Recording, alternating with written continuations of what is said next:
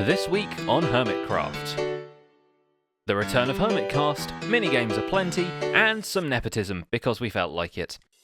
Welcome to the HermitCraft recap. My name is Pixel Riffs, our writer is LoyXP, and we're not afraid of shameless plugs. This week, in an episode of HermitCraft, CubFan rediscovered that armor stands can equip shields despite having no actual hands. He used this trick to great effect, creating a painting and a broken TV by pushing the armor stands into the wall.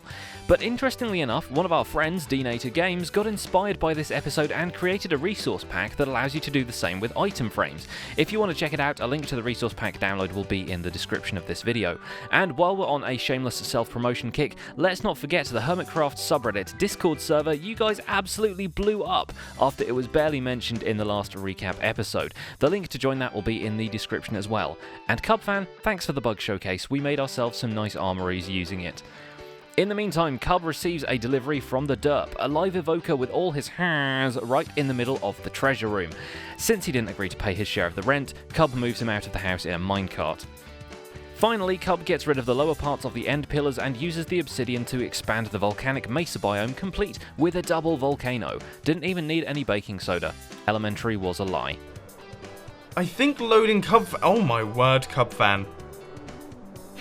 Oh my word, it's getting bigger by the day.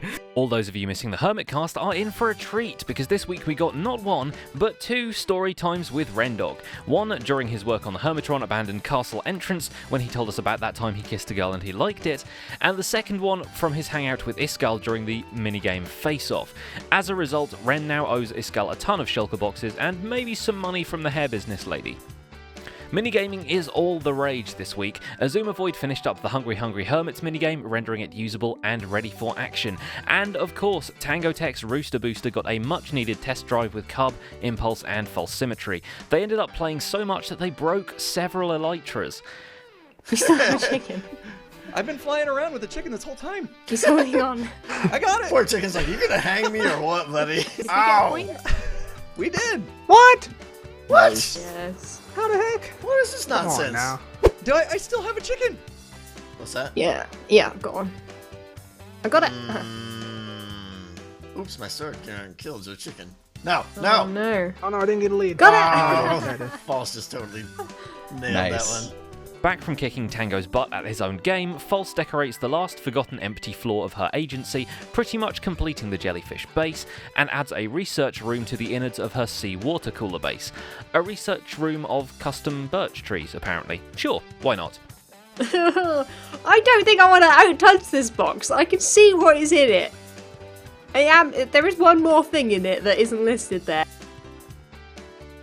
Joe Hills does some exploring, some farm management, and talks about his trip to PAX, doing his own PAX recap. A repax, if you will. So that, it ended up that all three of us playing ended up beating the designer at the game. Which, I mean, in fairness, he didn't really design exactly what we were playing by the end of it. Meanwhile, Iskall does more work on the mining auto sorter, which now had a much needed improvement. The Diorite Burner 2.0 with a visible diorite bonfire. Cozy. In a tour for Wells Night, Good Times with Scar admits that his multicolour puddle might not be the hottest decoration, which is why in today's episode we of course see him make more of them. Still, following the theme and flexing his mega build muscles, Scar provides a glorious bridge able to withstand a make-believe train. And finally there's Mumbo Jumbo. Oh boy, is there a Mumbo Jumbo. Ready your spoon counters, this is going to be a fun one. First off, all the comments ended up being right. The mystery of the lost redstone shulker box was just a wonky redstone thing all along. The shulker box containing all the wiring was just sitting in the output chest of the system, which, let's face it, is its rightful place. The spoon count increases when Mumbo spends some time flying around the map looking for cocoa beans to farm, while they patiently await him in the community cocoa bean farm.